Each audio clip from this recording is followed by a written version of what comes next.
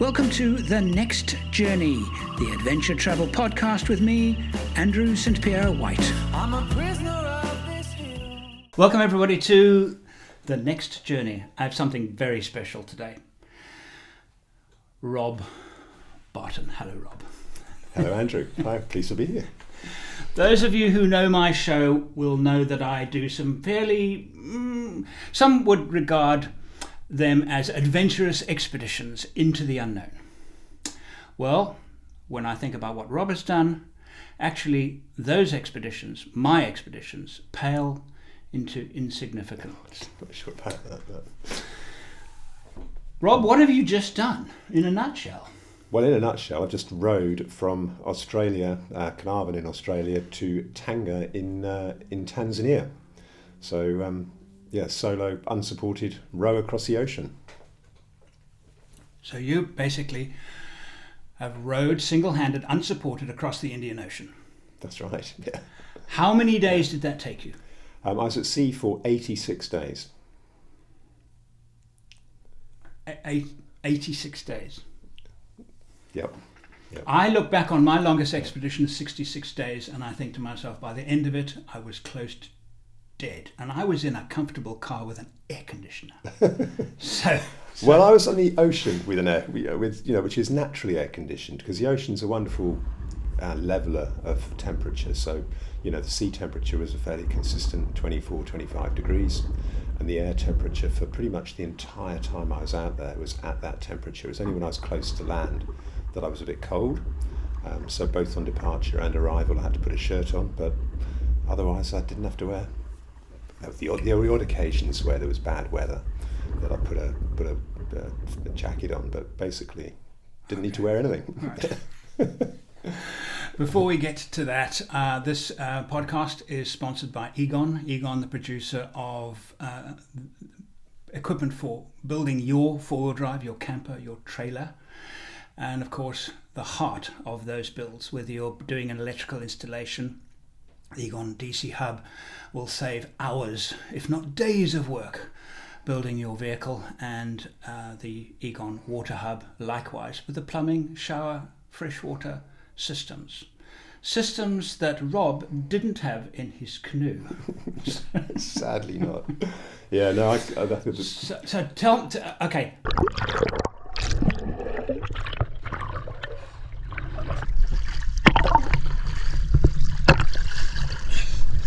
Me and my boat. What order to ask these questions? How long did it take you? You told me. Okay. Preparation. Okay, the most important part about preparation, as far as I was concerned, is how on earth did you explain this to your children? Yeah, that was a challenge actually, and I have to say, when I met up with my daughter, picked me up from the airport on arrival, and we were chatting, and she, I didn't realise this. I mean, she was concerned about my departing initially, and then when she said goodbye to me at Carnarvon, she told me later that she thought that was a final goodbye and that she wouldn't be seeing me again. So she was pretty distraught saying goodbye to me in Carnarvon. Wow, okay. I hadn't appreciated that she was that concerned. I thought I'd put her mind at rest because, I'd given her lots and lots of stories about other people that have done ocean rows. And, whilst there have been the odd loss, they've mostly been because people have fallen overboard and not been tethered to their boat. So they've basically, the boat's gone sailing on and they've been left behind. So the boat's been found safe and well, but they haven't. So that was, so I always made a point of being tethered, but that was quite a revelation to me that my daughter was quite so. So to me, that's cold comfort. Because you've actually said, okay, here are the risks and this is what has happened to other people. Yeah. Oh, Dad, what happens if you forget one morning or something happens and you... Okay, so there must have been more to it than that. I'm guessing. Well, I think it's lack of. It's the worry of the unknown. Now, for me, this was the first time in a rowing boat. I'd done very little rowing and was basically pretty inexperienced in that respect. But I've done a lot of sailing, so I'm comfortable on the water. So for me, it was never I wouldn't have done it if I thought I wasn't going to come back. And I had, I was very confident that I was going to make it. And I was really, really surprised that Katie was so concerned, and that she thought that I wasn't going to make it. And so during your trip, you must have had communications. I did, yes. With your family. So what communications device? Just sat phones, or what was your? Yeah, I had 2 sat phones. I had the basic Iridium Go and then the Iridium Go Exec. And had great sponsorship from Pivotel on that. Okay. So they gave me airtime contracts for both devices. The Iridium Go the basic one was fantastic, but that was because I had an external aerial for that, so I could use that pretty much at any time. The Go Exec was better insofar as it supported higher bandwidth. I could send back short videos and pictures, but it was a brand new hardware, only just been released. And they hadn't, when I left, there was no external aerial available. I believe it is available now. So I could only put that on deck to use when it was sort of fair weather and it was a bit of hassle. So I didn't use that as much as I would have liked. So I understand, and we're gonna skip forward for a moment. I understand that you've got some other plans for another expedition, which we'll get to towards the end. But I want dibs on connections with you, because I want to watch those videos. Because I was actually, while you were away, knowing that you were on there, I was kind of trying to picture this endless blue sea, these mountains. Because when you're sitting, am I right? When you're sitting on the water, waves, even small ones, are completely blocking the horizon. Well, I mean, the horizon comes and goes. You're absolutely right. Yeah. So one minute you've got the most amazing view of the entire ocean sort of spread out before you, and the next minute you've got basically a wall of water in front of you, which and on big waves, it's pretty daunting. But the boat I was on, I mean, I had huge confidence. Well, I didn't at the beginning, but I developed a lot of confidence in it, because you'd see this massive waves coming towards you, and you'd be, your heart would be in your mouth. You'd be just. Well, I was scared, but there's no other way to put it. So I was pretty scared. But then the boat would just rise up on these massive waves, and gently come to the top of them and gently back down the other side. Describe the boat to me. So the size, and obviously I'm trying relative to the size of the waves and that kind of thing. Yeah, well, compared to the size of the waves, it's like a cork in a bath. With a child having a wonderful time splashing everywhere. I'm totally insignificant on the ocean. To the point where big ships. There were a couple of occasions where I had big ships that I could see on my electronic systems, and I radioed them up to make sure they'd seen me, and they could see me on their electronic systems, but they couldn't see me physically. Just because you have some kind of transponder on your. Bleeping out your location, like an aircraft transponder on your boat? That's exactly right, yeah. Because my not biggest concern, but one of the concerns always for a single-handed person is that you get run over. So because you can't be on watch 24/7. And even if you were on watch, you would obviously have flares with you to. Yeah. Yes, you would have that. And different types of flares. So you have white flares that you set off so people can see you, and red, and you have both parachute and handheld flares, and then red flares for distress. Okay, we're going to get to that in a minute. You're going to describe the boat to me, but you're also going to help me with. You've got those flares. Are they next to you? Would you ever need them in an emergency? Oh, I need the flare and I need it right now. That kind of thing. No, I don't think so. It's always hard to say, but I didn't envisage any circumstances where I would need access to it that quickly. Right. I did have a grab bag which had flares in it. Okay. So if I had to get out of the boat, in seconds or minutes, there was a bag that I had packed, ready to go, that had a variety of different types of flares in it, as well as a little handheld water maker for desalination. And a few other emergency bits of kit. Okay. Yeah. All right. I'm very interested in that emergency bits of kit. Get back to the boat. Describe the boat to me. So the boat is just over 20 feet long. So it won't quite fit in a 20-foot container for shipping, but so just over 20 foot long. Yeah. It's got a cabin at the front, which extends back underneath the rowing deck. So when I sleep. So in the middle of the boat basically is a rowing deck which is got only just higher than the water outside. So there's about a foot of about 12 inches, 30 centimetres above the water level. And as a result of that, water frequently sweeps across the deck. Yes. But yeah, so you're sitting on you sit on that rowing deck, and then there's a very small aft cabin for storage at the back of the boat. But primarily it's the forward cabin that comes back underneath that rowing deck, which is where I slept and kept the essential things that I needed to keep dry. Your location in the boat, are you kind of in the middle of the boat? For rowing, yes. For rowing, that makes sense to me that you're in because that would be your centre of gravity, as it were, centre of thrust or whatever you call it. Yeah. All right, and you're steering with your feet? No, so there are steering lines that go back to a tiller, effectively connected to the rudder, right. And those steering lines they're cleated, so you would make minor adjustments to them, and then basically you can adjust that steering again with your oars by rowing more on one side than the other. So it's proper rowing boat rowing, because that's how you row a rowing boat. You do more on one side than the other, and it'll turn. Yes. Not with your feet. So you have like a trim tab. Yes, effectively. On your rudder with cleats. Yes. Yeah. Now I did have autopilot as well, but and I took multiple autopilot. Well, the mechanical bit of the autopilot, I took 4 rams because I knew that they would fail.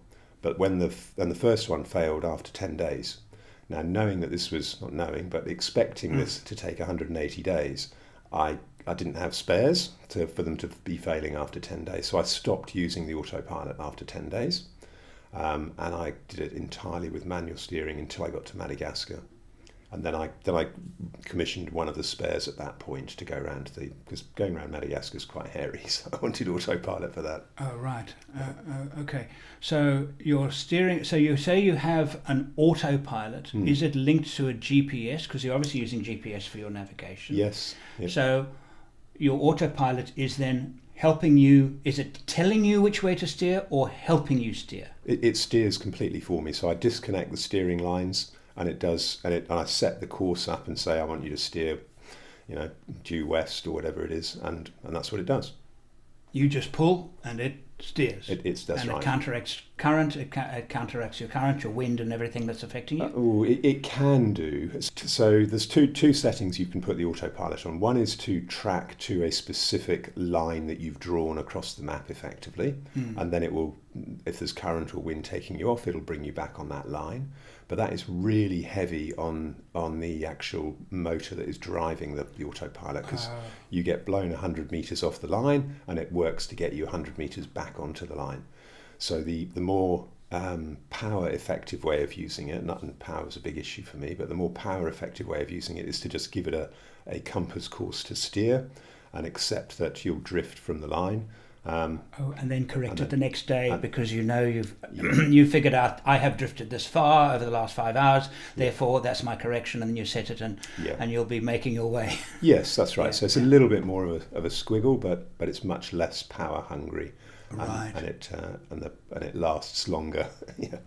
So you were saying that most of it you did manually without all this aid. I did. Yeah. So how did you do that? What was your daily routine of setting a compass heading, and give me more information? Yeah, so look, I mean, I did a lot of research before I left, and there were some significant variations in time. So there have been 7 solo crossings of the Indian Ocean before, none of them to mainland Africa. I was the first to achieve that. All of them had stopped at islands along the way, so Reunion, Madagascar, Mauritius, and the Seychelles were the 4 previous destinations. Right. But significant variances in time. Some of them had been as quick as under 60 days, I think, to get to Reunion was one person.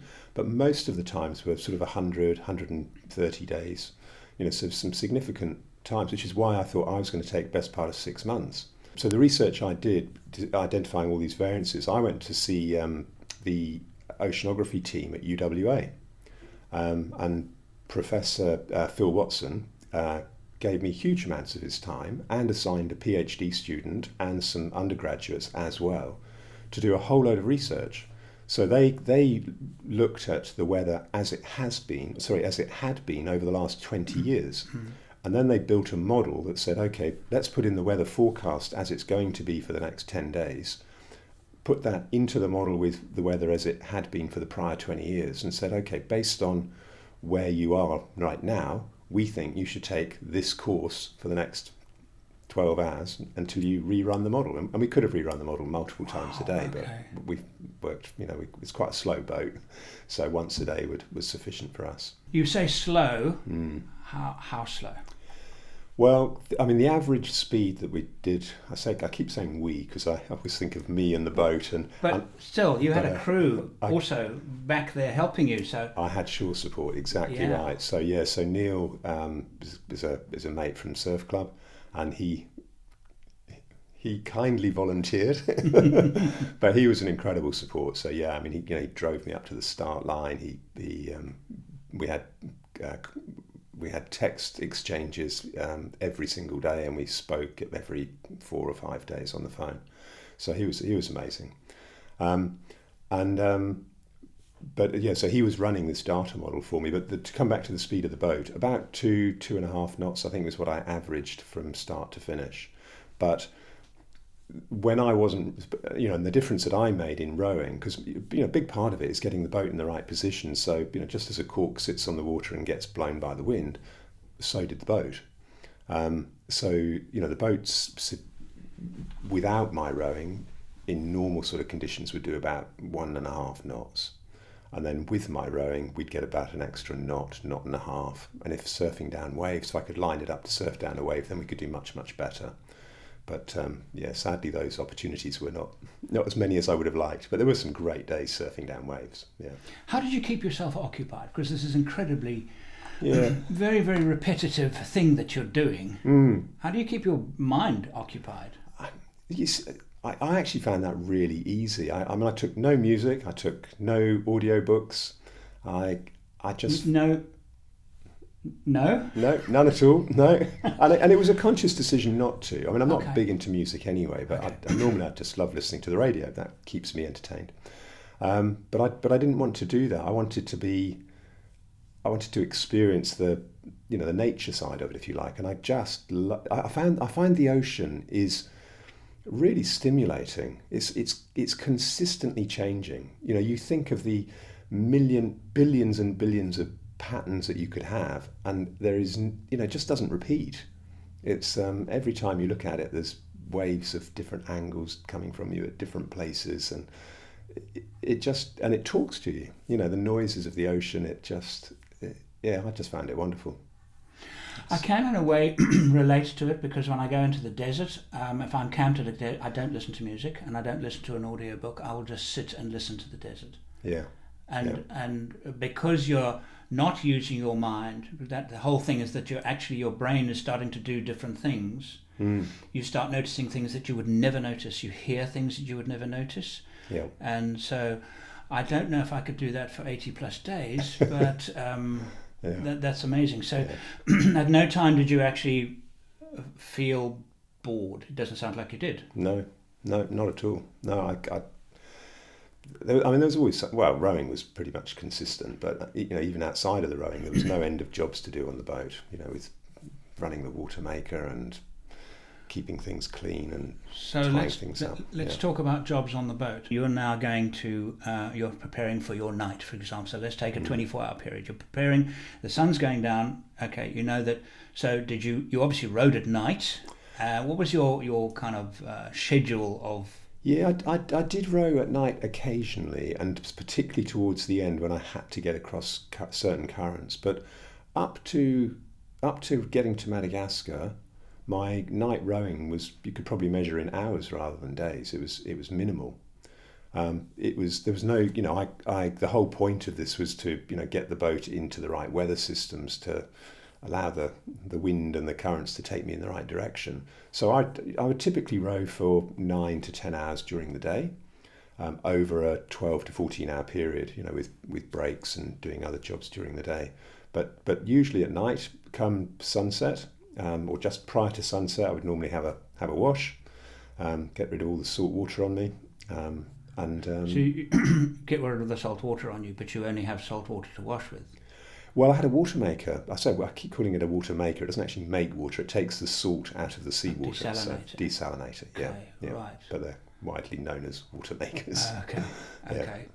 So then your other preparations for a night's sleep, because during the night you're just going to bob and float in the ocean, and then wake up and say, "Oh, Yep. where have I got to now?" Is that how it works? Yeah, effectively. So I would spend probably a good 30 minutes playing with the tiller lines, the steering lines, trying to trim the boat so that wherever the wind was coming from, it was, optimizing going to give me the best course. And sometimes I'd have to get up in the night and retrim the tiller lines because, if the wind changed either in its intensity or in its direction, then I might suddenly find myself going in a different direction. So I'd have to. So the tiller lines were the most important thing to get right. So I'd do that. Once inside the boat, and you couldn't go in there very much during the day because it was just too hot. But at night time you get in, it was still hot. So I would typically sit by the hatch and have my hand on the hatch, ready to close it at a moment's notice because you get hit by a wave and water just comes straight in the boat. So wet bedding was pretty common. So that was quite. So for my night routine, it would be have a wash, dry off as much as I could outside, depending on how rough it was, and then get down below and eat something. And sometimes I'd eat on deck whilst rowing, but I say sometimes, mostly actually, I'd eat on deck whilst rowing, and then I'd go down below and spend an hour or so by the hatch trying to keep it cool and trying to dry off in the air. Then I'd shut the hatch and spend an hour or so writing my journal, which I'd send back via satcoms to get published on my Facebook page. Fantastic. And then I'd get to sleep. Okay, we'll put the information on the webpage and on the YouTube page of that.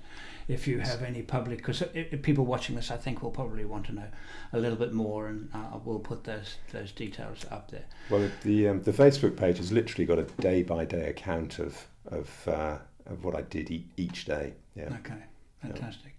So I just want to rewind just a little bit.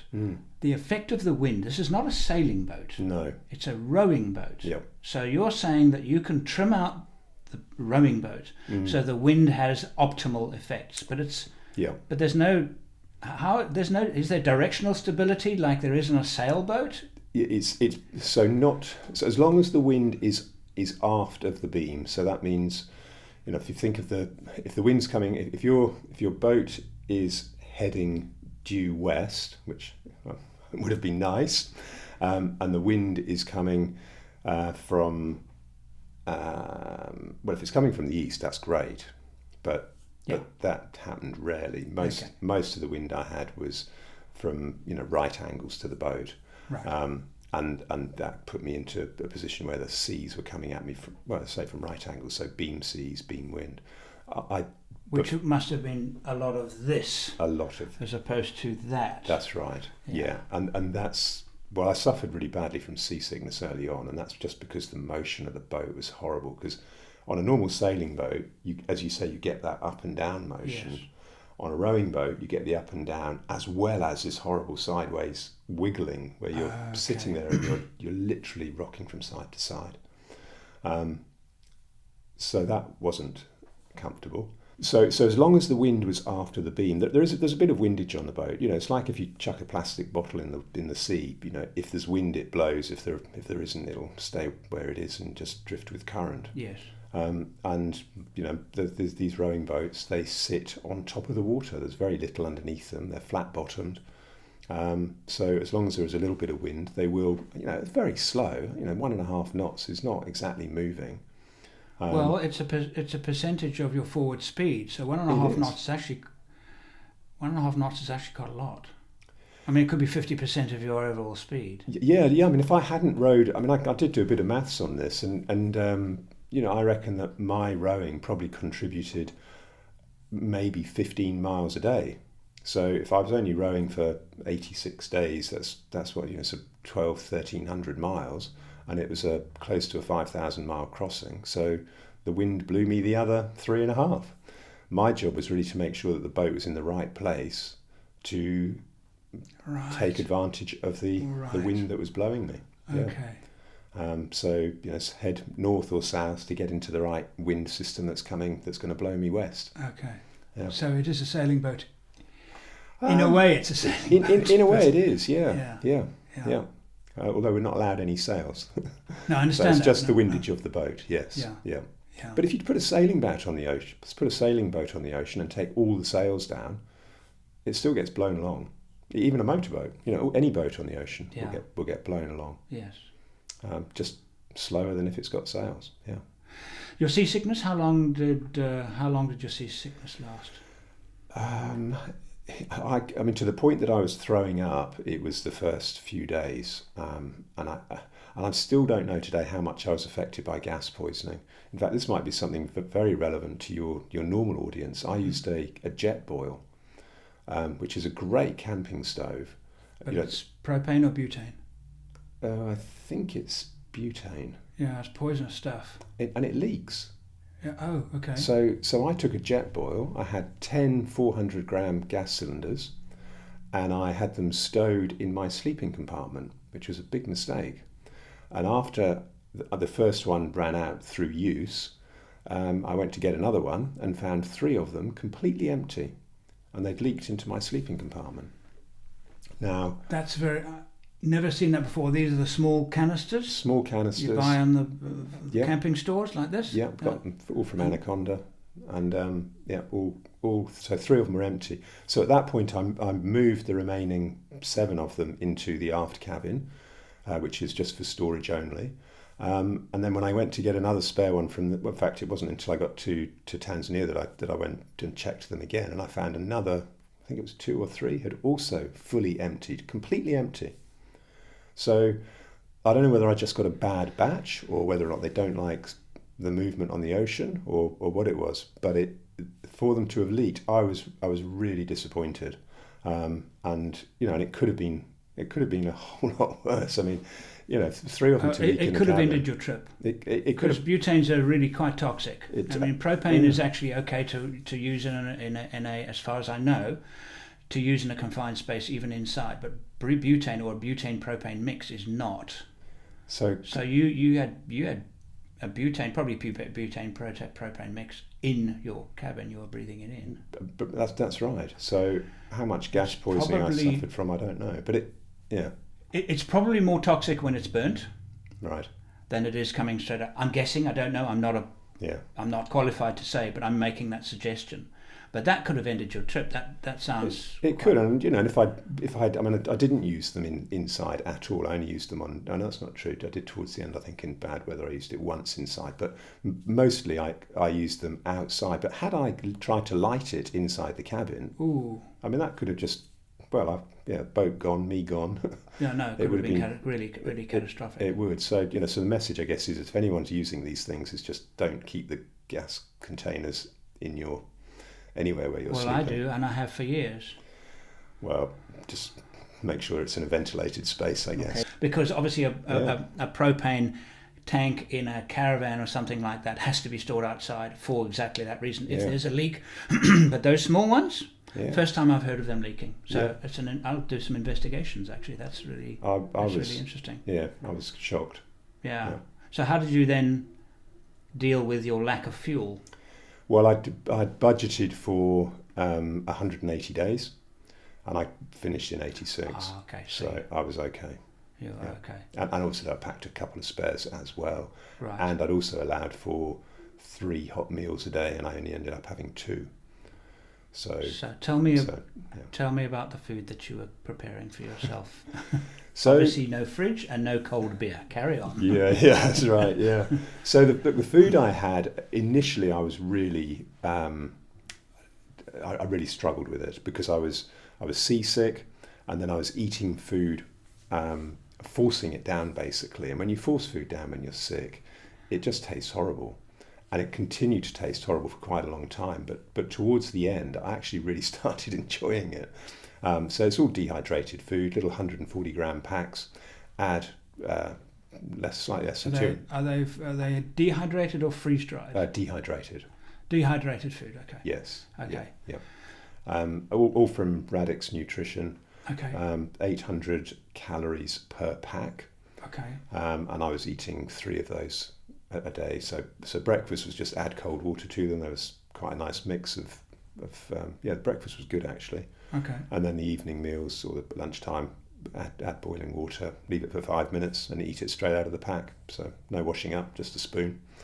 Yes, I imagine washing up's also quite easy. Just lean over the side of the boat. Yeah. In the current, wish it around a bit, and yeah, basically, yeah. So that's what I did. I mean, the one issue with salt water, of course, is your stainless steel spoons rust horribly. Yeah. Oh. So I mean, if you're using them every day, they don't. Okay. But if you have a spare that you put in which I did, okay, and when you come to find the spare, you've got to get a scour out and get all the rust off it. But yeah, there's no such thing as stainless steel, I've discovered. Yes, I know. Even stainless steel, only the very, very highest grade stainless steels can withstand salt water for very long. Yeah. So your food was very repetitive, or did you actually have quite a nice variation? So I only had 2 options of breakfast, so that changed every other day. And the other meals I had 6 different varieties, so every 3 days I had the same thing. But it was okay. Did you count your calories? Were you kind of quite scientific about it? I was. So before I left, well, the first thing I did before I left was put on weight. So I bulked up. I put on, my normal weight's around 75 kilos. I got up to 98. Oh, okay. And then now I'm back down to 80. So I lost, best part of 18 kilos on the journey. Okay. Over 3 months. That'll be the title of my new book. How to lose 18 kilos in 3 months. In one very, very difficult way. No, I was going to miss that bit. I wanted to sell. Yeah. So anyway, so that was a big source of energy for me. It was just burning off my own fat. But then I did a whole meal plan before I left, which was aiming at about 5,500 calories a day. But I never ate more than 4,000 because I just struggled to eat that much. So as well as the dried food that I had, I also had I took lots of nuts, fruit cake, and chocolate. Yeah. Right. Okay. And water. Did you measure your water consumption? Because I know you. I've known you for several years. Yeah. When you walked in for the interview, you are well tanned. And as much as you say, well, the weather wasn't too bad, it wasn't probably very kind on you. Water intake must have been really critical for you to get right. Yeah. So, look, I mean, the thing with rowing for 10 hours a day is you're rowing the easiest way to compare it is at a walking pace. You're not going. I mean, the middle of the day is sure you're sweating a bit, but mostly you're just. You're rowing at a relatively sedate pace, so you're not profusely sweating as you would do if it was a 1 hour sprint or something. So water. Yes, I did measure it because I had to measure it every day for how I was filling up a specific number of water bottles every day, so I knew what I was consuming. Right. And generally I was drinking about 3.5 litres a day. Occasionally more if it was a really hot day, but that was about the average. And then I've allowed myself 1.5 to 2 litres a day for washing. Yeah, that was my shower. Beautiful morning. The sun is out, warming my back, drying me. So you were obviously very organised and you had planned very, very well, and you knew what you were up against. But the other part that you probably couldn't plan for, and it's also one of the reasons why you actually did the trip. How do you control yourself mentally, your mental health? Yeah. To me, the physical part is one side, the medical part, the mental part is probably tougher. Certainly with me, it would probably be tougher. How was that with you? So Saturday, 27th of May, it's the weekend. I've had a lie in. 7 o'clock in the morning, so I should probably be on the oars by about 7:15. Still a reasonable sea running. And, I don't know, maybe about 15 knots of wind, not too windy. One of the things that's occurred to me of hitting the third way, it's not the third way, but you know what I mean, I've completed a third of the journey. And having completed a third of the journey, it's great, nice milestone, tick off, but it also means there's 2/3 to go. 2/3 to go! Oh God! 2/3 to go. That's at least another 2 months of being wet every single night, all the time, consistently wet. Look, I'm pretty good on my own. I've got lots of kids. I love being around them, but equally, I'm happy in my own company. But one of your motivations for doing it was to support a mental health charity. Do you want to tell us a little bit more about that? Yeah, sure. So a couple of years ago, one of my daughters had some mental health challenges, I guess is probably a good way to put it. And she's in a much better place today, I'm pleased to say, a couple of years on. But at the time, 2 years ago, it was fairly traumatic. And coming through that experience, I mean, I have to say I was not a very nice person when it came to looking at mental health issues. Prior to this incident, I was not at all understanding, had very little empathy. I came from despite the fact that I'd lost a grandmother to mental health issues, who I never knew, that was prior to being born. And my other grandmother also had mental health, but it wasn't talked about. It was, it was very much something that, I came from a family that was very much a case of, pull yourself together and get on with life. And I was, having grown up with that attitude, that's how I was. I had really no empathy at all. Yes. I just didn't get it. And then for my daughter to go through this experience, I've learned a lot in the last 2.5 years. And I'm pleased to say I'm a little bit more empathetic today, and I have a much better understanding. And anyway, going through this experience with my daughter, I came across Zero to Heroes quite by chance. A friend of mine went to work for them and told me all about them. And what they were doing. And Zero to Heroes is an amazing mental health charity. Their focus is entirely around prevention rather than cure. Well, there is no cure in many cases. No. They run educational programs for youth and adolescents. They run camps. They go into schools. So there's a huge amount of work that they do. So when I came across them, I thought, right, well, I'm going to do this to raise money for them. And so far, we're up to pretty close to $120,000. So those watching the video, I'll put the link in the description for that charity, supporting that charity. I think it's a fantastic. It's a fantastic idea. I also think it's a wonderful motivation for you to have. You have that because I have 3 daughters. We had some challenges. The details are not important, but I can empathise with what you went through. I can understand that, and for me, I was kind of numbed by it. Yeah. And you have to rely on professionals, and sometimes relying on those professionals is a difficult thing to do. Yes. And so, but you obviously took it one step further, and you said, okay, I'm going to do this great thing, but I need to actually give back. Yeah, look, I have to say, I'd actually planned to do this before any signs were Jess, and I was going to do it for a different charity, but that changed obviously. Okay. When this family experience. Right. I think one other thing I'd just add to that is, when I started this row, I was a couple of days into it, and I started this row really for back to selfish reasons. I wanted a personal adventure. I wanted to go out and do something for me. I've been rearing children for 30 years. Yes. It was just about all grown up. I thought it was about time I had some fun. So this was something for me that I was doing. It wasn't for anybody else.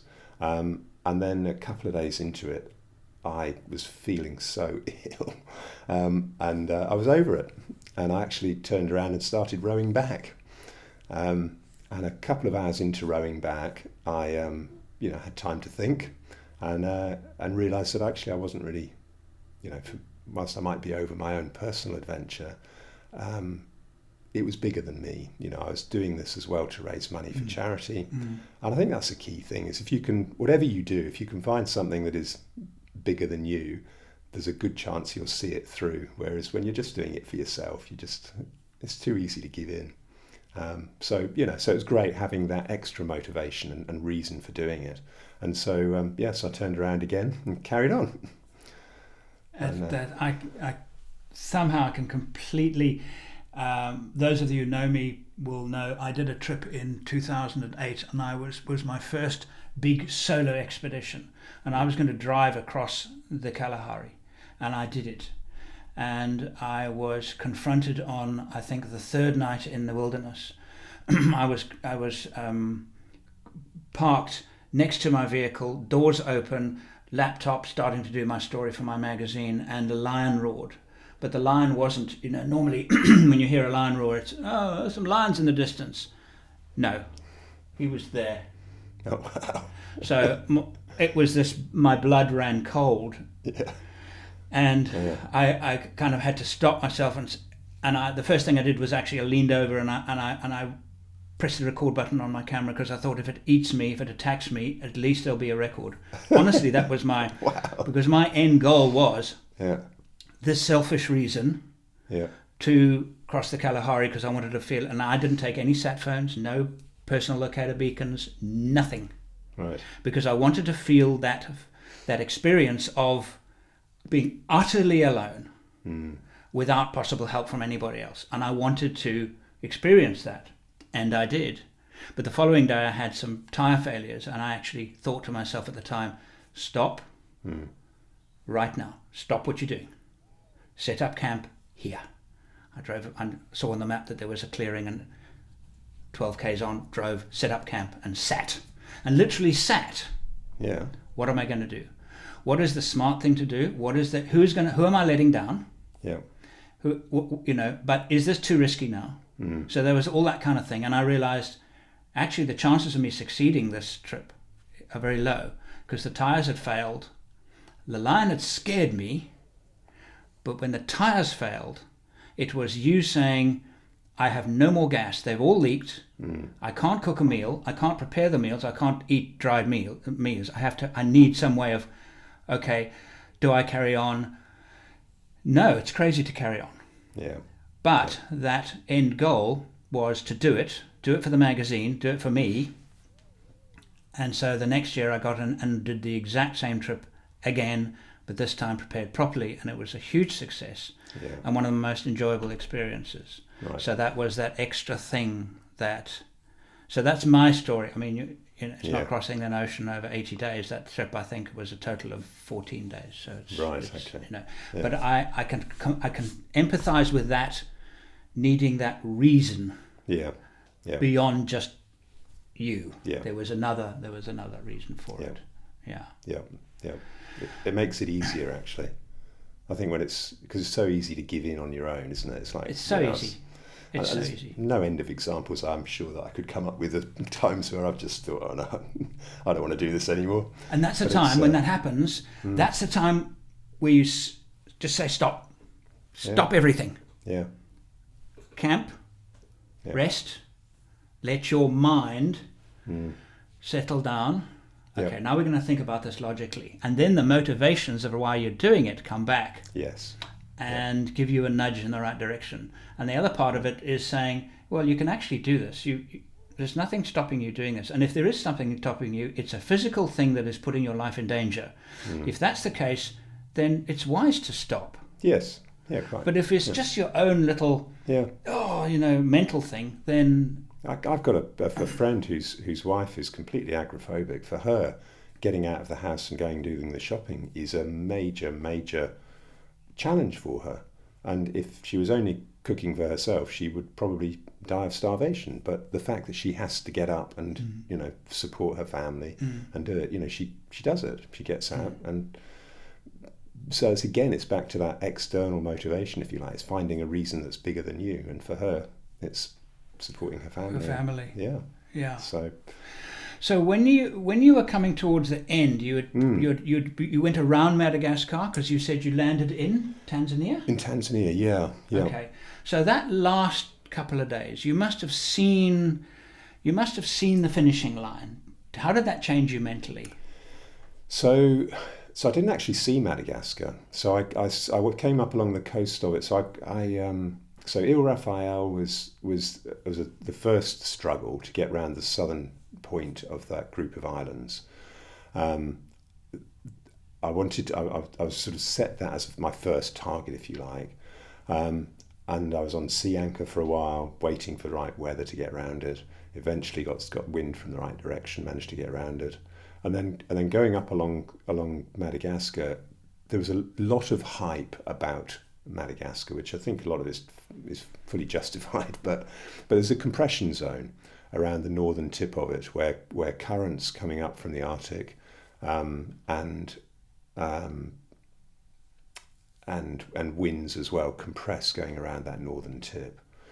So very strong currents, 3-4 knot currents, big winds, big waves, big swell. So and it sweeps around the corner. And if you're in the right part of the current, it will take you. It then moves from that sort of northerly to westerly direction. But I got into the wrong part of the current and ended up going too far north. And then the current splits, with part of the current going northwest and part of it going north to Somalia. And the prior year, there was a rower who ended up in Somalia, and not an ideal place to be. He had a really tough time, and I didn't realise this, but he was actually monitoring my progress on my Facebook page, and he got in touch with Neil, my shore manager, and was very concerned that I was going to end up going the same way. So he was sort of, giving us lots of encouragement to make sure we got as west as we possibly could without getting into that northerly current. And you can see from there's a predict wind and windy. You've got these systems where you can actually look with infrared. They've got infrared cameras, and they show you where the currents are. So you can put your boat position in. What program is that? Because I've got Windy on my on my flying apps. Right. Is this also for currents? Yes. Similar thing for currents? Yep. Okay. Yep. So you can have a look at that and see exactly where. What's it called? Well, it's just one of the extra tabs in the Windy app. Oh, okay. I didn't know that. All right. Okay. So so you can see what the currents are doing, and where you are in relation to them. So I was within a couple of miles of being in the wrong current, going the wrong way, but managed to get into the west northwest current. But it was still a challenge. I was aiming for Dar es Salaam. That was my original destination point, and I missed that. Because I couldn't get west enough, and the current took me north. So Tanga was the next logical place. I went down the east side of Zanzibar, and that was the first land that I saw, which was exciting, but nowhere near as exciting as seeing Tanzania, which was my final destination. Right. And that was another a close call, because I went around Zanzibar. I was about halfway to the Tanzania coast, and the wind came in from the west. So, and there was no way I was going to be able to make that coast with the wind from that direction. So the wind is straight into your face. Yes, yeah. Right. And the current was taking me north. So I would have ended up with the wind blowing me offshore and the current taking me north. So Somalia was looking very likely at that point. Okay. So I turned around. And I went back to, I wasn't able to make Zanzibar itself, but just to the north of Zanzibar there are some shoals. So I went to those shoals, anchored up, and 24 hours later, wind was more in my favour, and I made the dash across that 25-mile stretch of water to Tanzania. Anchored up overnight, seeing land. You're really low on the water, so you don't see land until you're within 10-15 miles of the land. So but the sun that night, the sun set behind the mountains, and it's quite volcanic, and some wonderful sort of skyline that you see as you approach Tanzania, and the sun set behind the mountains, and just seeing that, I was whooping for joy. It was really great. It was really great. And then I got into that anchorage late at night in the dark, So that was what you were talking about earlier, about the fact that you did some rowing at night, and that was then when you had to make up that time and not be blown off course. Well, that night for sure, but prior to that, the getting to Zanzibar bit was there's a 54-hour stretch that I rowed for 50 hours of, getting just to the northern tip of Zanzibar. Wow. So that was pretty full on, and I ended up with chafing sores on my bum, and I was in a bit of a mess. So again, that's the end goal motivating you, and that end goal for a moment was Somalia, and you were thinking, I don't want to that go is there. Not happening. Yeah. And you that is called motivation. Yeah, very much so. Yeah. And also there were people. So Neil was on shore. He'd already been at Dar es Salaam to meet me, and I didn't make it to there, so he'd gone to Tanger and the yacht club, and there was a reception party there to meet me. Fantastic. So it was great. There's a whole load of yachts came out, but anyway, so just a lot of yachts came out. Three yachts. So there were 3 yachts that left. I wasn't aware of this until I got there, but there were 3 yachts that left from Carnarvon a few days after I left, and they obviously got there way before me. They'd been to different islands along the way and different ports, and they'd had a long time to get acclimatized and so on. So they'd been there for a while, but they were told of my departure by, I think, Department of Border Force let them know that I'd left, and said, keep an eye out for him on the way. Okay.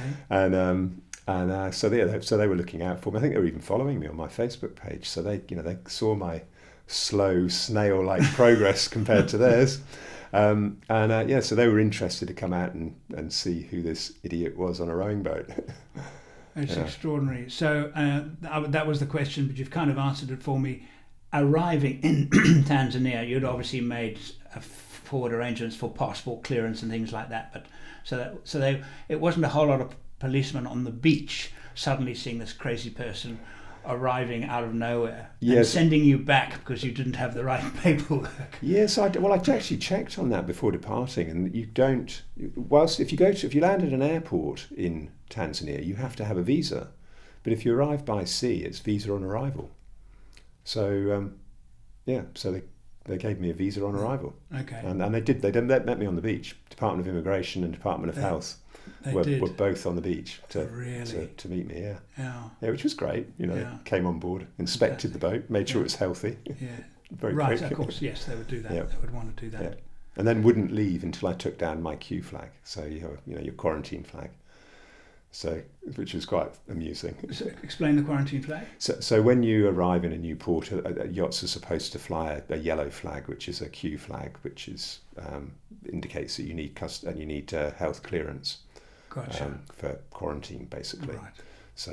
So look, in most countries, it's a formality. They just come down and clear you. But in Tanzania, they come down and they inspect the boat, and then they won't leave until you actually take the flag down. Okay. So, which is a bit of fun, really. Okay. Yeah. All right. I thought it was quite amusing. Wow, that is an extraordinary story. How long before you actually set off from Carnarvon did you get the idea? Oh, a few years. So okay. I originally got the idea. I mean, I was looking for some ocean-based challenge, but I come from a sailing family. So, my mum and dad had sailed around the world. They spent 13 odd years doing that. My grandpa had sailed across the Atlantic for 20 years, backwards and forwards every year. And so trying to find something that hadn't already been done was quite a challenge. And I was on YouTube one day, as you are, and I stumbled down this rabbit hole and came across a young lady, Sarah Ooten, who at the age of 24 rowed from Fremantle to Mauritius. So she was first lady to do it. I think the youngest person to do it as well. And she wrote a book, so I bought her book and read that and was suitably inspired and thought, yep, that's what I want to do. But when I started researching it, I found that nobody had been all the way to Africa. So I thought, well, if I'm going to row to Mauritius, I might as well go that little bit further and row to Africa and be the first person to do non-stop to Africa. Yeah. And unsupported, when somebody regards themselves as supported, what does that actually mean? It means that they're rowing with another vessel? Yeah. What is the definition of unsupported? So yeah, another.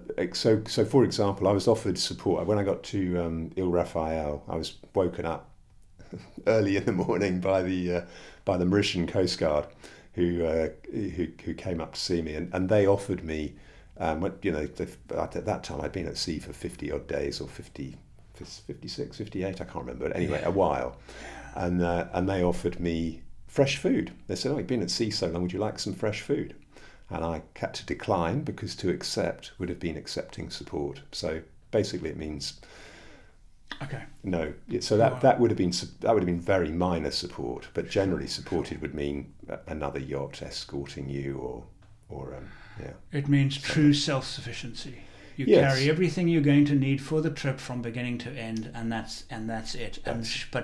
But shore support doesn't really qualify, because No. that's the same as you looking at the weather on your chart, on your plotter. So that doesn't qualify. No, So, no, and I could have done that, but it was great having, and the support that I got from UWA using their data model, for example. That doesn't count as support, but it did make a massive difference. Yeah. Wrapping this up now.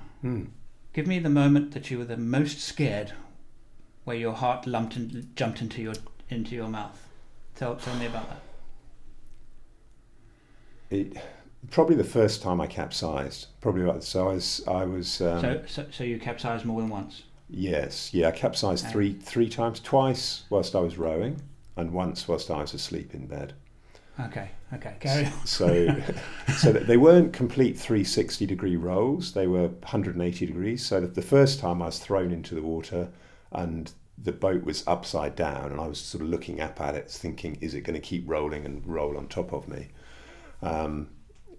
But was that the scare? Actually, that probably wasn't the scariest, because that just happened. I didn't have time to get scared. Probably the scariest moment was seeing great walls of water coming towards me and thinking, this is going to be the end. Because the boat would break or broach, or what was? Because when you get those huge waves that are breaking, if they break on top of the boat, on top of you, it just hurts. I mean, yes, there's a chance of breaking the boat, swamping it, but it just, if you're on the boat and the waves breaking on top of you. I mean, anyone who's been surfing, who's been dumped on the beach, will empathise with, the power of a breaking wave. And these waves are just huge. But apart from the times that I was capsized, and then there were lots of breaking waves over the boat, but mostly they break before they get to the boat, or they break just as you go past the wave, just after it, or just in front. So to get that combination where it actually is breaking right on you was quite unusual. But the fear of it happening when you see this wall of water coming towards you, you have time to be scared. You have time. That's right. You have time to be scared. Yeah. Whereas when it actually happens, it's not actually that bad. It was bad, but it's not as bad as your fear of it. Yeah. Yeah, because when something like that happens and it's a bit of a surprise, you just act on it and deal with it, because you've got to get the boat righted, and you've got to get back into the boat. And afterwards, it was like the lion thing that I was, it gave me a fright, but I wasn't scared. Yes. Afterwards, when I had settled down, I could hear the lion. Actually, he'd moved off a little bit, and he was calling, but he wasn't hungry. He wasn't looking for me. He was looking for his mates. He was calling to the pride. Yeah. And so I knew that. So I knew I wasn't in danger. But that moment of terror, which you wouldn't have experienced, that's probably the equivalent of, oh crikey, this thing's going to hit me any second. Okay. And then afterwards you calm down, you kind of relax, and your heart's doing this, and then you realise, bugger, that was really, really horrible. I mean, for me, I could have avoided a lot of those capsizes. It just would have been a longer trip. So if you're going straight down a wave, and to do that, you just have to go, with the weather, put out a drogue to slow yourself down, or put out a drogue to keep the boat at the right angle. Right. But then you're not necessarily going in the right direction. So you have to weigh up the risk of capsize against against the forward progress that you want to make in the right direction. So, for me, mostly it was a case of accept the risk, row in the direction you want to go, and if you get the odd capsize, so be it. Yeah. And it's fun. Yeah. Now tell me, what now? Because obviously this is like you've sown a seed. Yeah. I can imagine. Yeah, absolutely. So you got some ideas? I do. I've got quite a few ideas. So I've been doing some research. So rowing, I don't think I want to do anymore. I think I've kind of put that to bed. But the ocean still calls, and I'd like to get back into sailing. In my youth I did a lot more sailing, so I'd like to get back into sailing. I'm looking at the moment at foiling 6.5 metre boats, which are pretty hairy. But I quite like the idea of there's an existing world record time for sailing around Australia. I'd quite like to have a crack at beating that in one of these foiling boats. So a foiling boat is, if I'm correct, it's a single hull, mono hull, but it doesn't have sails. It has aerofoils. Oh, no, Am I correct? No, sorry, no, it does have sails. It has huge amounts of sails, so lots of canvas, but it's like a hydrofoil. So the foils. Oh, is that what you mean? Right. Yeah, okay, I understand. Yeah. So these foils, so the boat lifts up out of the water and sits on these foils and is capable of some pretty incredible speed. So you're doing 15, 20 knots, and very often, and they've got great upwind performance as well. Okay. So I think round Australia would be a good one to start with, and then I'd like to go back across the ocean. But I think it's back to Africa in the same boat and establish a record, because that's never been done non-stop in a foiling boat, and there's no established record in the northern route either. There's an established record from Cape to Cape, so from southern tip of Africa to Cape Lewin, I think it is. There's an established record for that. All right.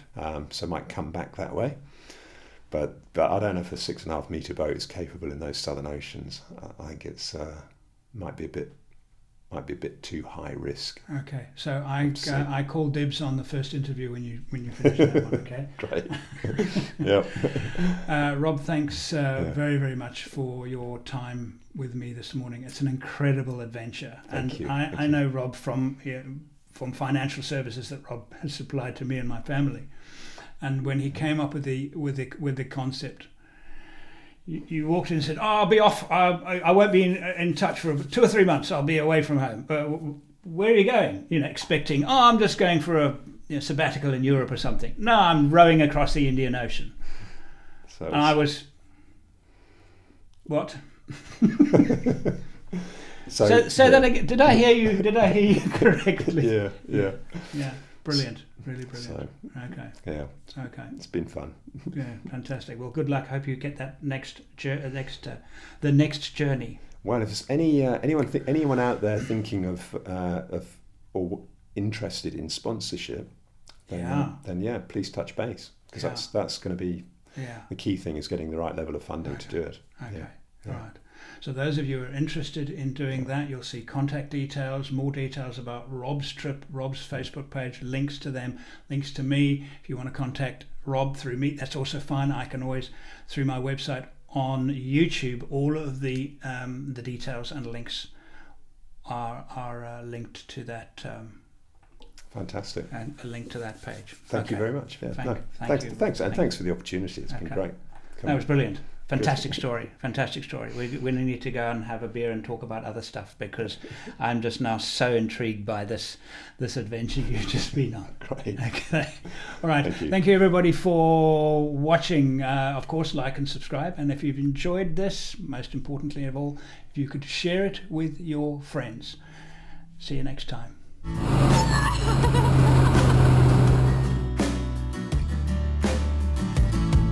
I'm a